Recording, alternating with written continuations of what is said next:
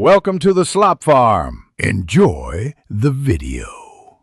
You start by opening Settings so you can inspect the active connection details.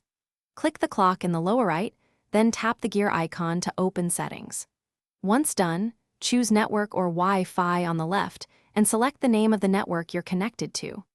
You do this because MAC addresses are tied to a specific interface. Checking the active connection ensures you see the correct hardware address for that interface and avoids confusion with other adapters.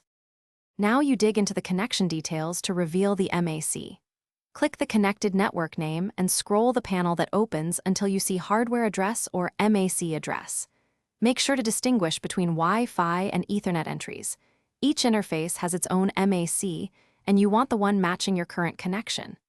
If you need to copy it, long press or highlight the value.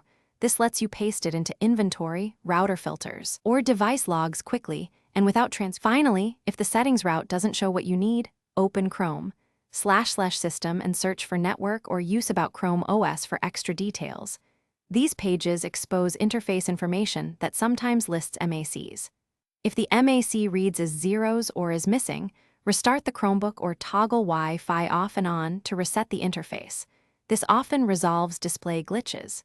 If you still see issues, make sure you have a current OS update, because older firmware can hide or randomize address reporting.